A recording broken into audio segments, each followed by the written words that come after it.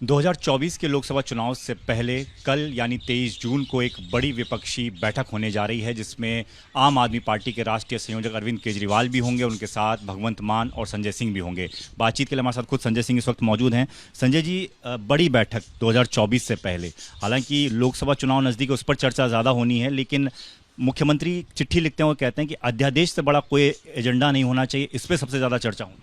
देखिए, निश्चित रूप से अन्य विषयों पे भी चर्चा होगी, लेकिन पिछले दिनों मुख्यमंत्री जी ने सारे विपक्ष के नेताओं से, लगभग सारे विपक्ष के नेताओं से मुलाकात की और सब ने एकजुट होकर इस मुद्दे को समर्थन दिया है। ये कोई सामान्य और छोटा मुद्दा नहीं है। दिल्ली के 2 करोड़ जनता का अधिकार छीना गया है।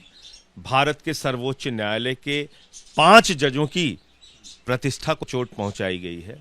भारत के सर्वोच्च न्यायालय के 5 जजों के फैसले को 8 दिन में बदल दिया गया है। देश के फेडरल स्ट्रक्चर पे हमला है। तो निश्चित रूप से इस पे चर्चा होनी चाहिए और मुझे उम्मीद है कि इस पे कुछ सार्थक परिणाम बैठक में निकल कर आएंगे। दूसरी बात यह है कि आज की तारीख में बीजेपी का तौर तरीका क्या हो गया है, और हमने हर मुद्दे पे साथ दिया, ये भी याद रखिएगा। अरुणाचल में कांग्रेस की सरकार गिरा दी गई, हमने साथ दिया। उत्तराखंड में कांग्रेस की सरकार गिरा दी गई, कर्नाटक में गिरा दी गई, मध्य प्रदेश में गिरा दी गई, महाराष्ट्र में सरकार गिरा दी गई। कई राज्यों की सरकार भारतीय जनता पार्टी ने तोड़फोड़ करके, ईडी सीबीआई का दुरुपयोग करके गिराई है, और इन तमाम मुद्दों पे हमने कांग्रेस पार्टी का साथ दिया। जब भी कोई राष्ट्रीय मुद्दा होता है, अंतर्राष्ट्रीय मुद्दा होता है, उस पर आपको एक व्यापक सोच रखनी होती है और उस पर एक स्पष्ट नजरिया रखना होता है। जब तीनों काला कानून आया, उस वक्त हम सारे लोग मिलकर उसके खिलाफ लड़े।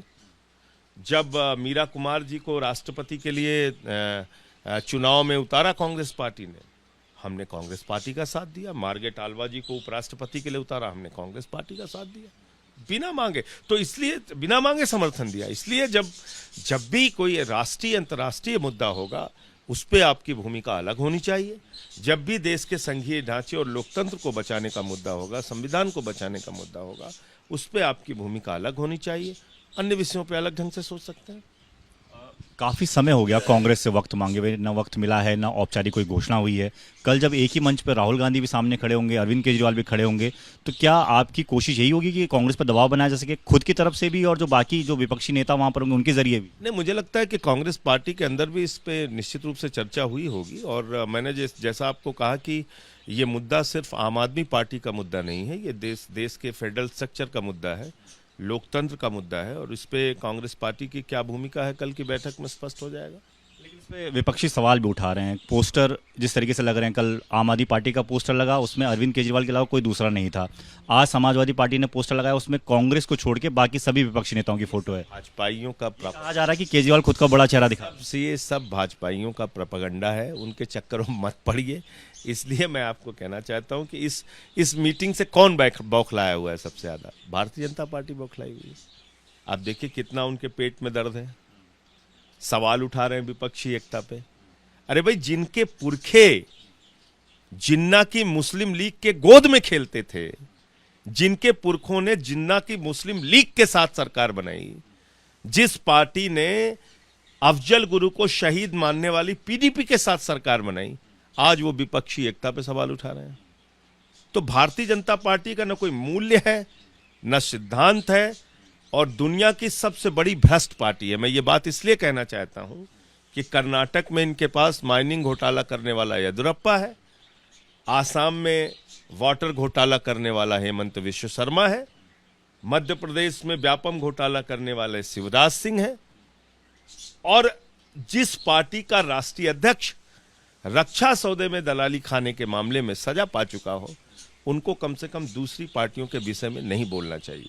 आज सबसे बड़ी नफरत की फैक्ट्री इस देश में कोई है तो भारतीय जनता पार्टी है। आप देखिए उन्होंने देश का क्या हाल कर रखा है। काला धन लाने पे काम नहीं करते, महंगाई दूर करने पे काम नहीं करते, नौजवानों को बेरोजगार नौजवानों को रोजगार देने पे काम नहीं करते, किसानों को फसल का दाम देने पे काम नहीं करते। क्या कराते हैं? झगड़ा, पूरे देश में झगड़ा। हिंदू का मुसलमान से झगड़ा कराओ, हिंदू का सिख से झगड़ा कराओ, हिंदू का ईसाई से झगड़ा कराओ, जब धर्मों के झगड़े खड़े खत्म हो जाए तो जाट का गैर जाट से झगड़ा कराओ, हिंदू का हिंदू से झगड़ा कराओ, मराठा का गैर मराठा से झगड़ा कराओ, दो आदिवासी समुदायों का मणिपुर में झगड़ा कराओ।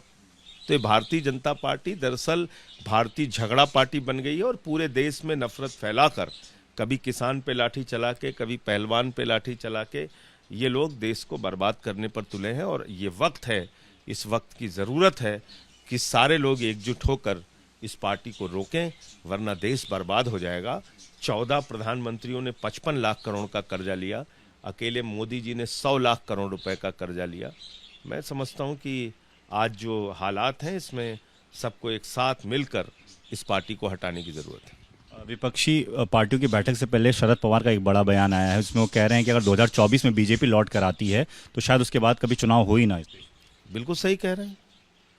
जो पार्टी 8 दिन में भारत के सर्वोच्च न्यायालय के 5 जजों के फैसले को बदल सकती है, जो पार्टी चुन चुन के चुनी हुई सरकारों को गिरा सकती है, वो निश्चित रूप से संविधान बदल सकती है। 24 में अगर ये जीत गए तो फिर हो सकता है यहाँ पर कभी चुनाव ना हो, संविधान ही बदल नहीं है।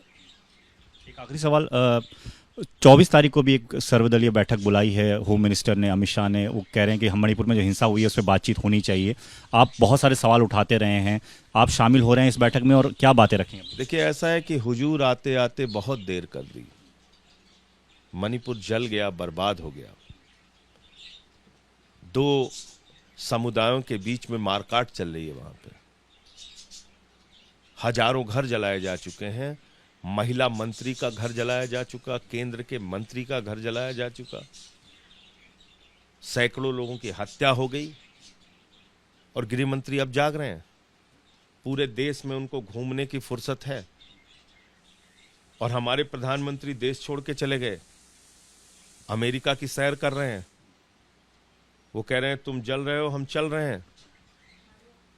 तो सर्वदलीय बैठक में जाना है नहीं जाना है वो पार्टी से राय लेके स्पष्ट करूंगा, लेकिन जहां तक जो हालत है उसमें केंद्र सरकार ने मणिपुर में जो परिस्थितियां पैदा हुई उसके लिए राज्य और केंद्र की दोनों सरकारें जिम्मेदार हैं। भारतीय जनता पार्टी सीधे तौर पे मणिपुर की समस्या के लिए जिम्मेदार है। तो संजय सिंह सीधे तौर पर कह रहे हैं कि कल एक बड़ा मंच है, मंच में अध्यादेश प्रमुख एजेंडा जरूर होगा, लेकिन इसके अलावा भी 2024 जैसे मुद्दे भी होंगे। लेकिन क्या निकल कर आता है कल की बैठक के बाद ही तय होगा कि क्या कांग्रेस का साथ मिलता है या फिर कुछ और बात बनती है। कैमरामैन आदर्श के साथ दीपक सिंह रावत, एबीपी न्यूज़, दिल्ली।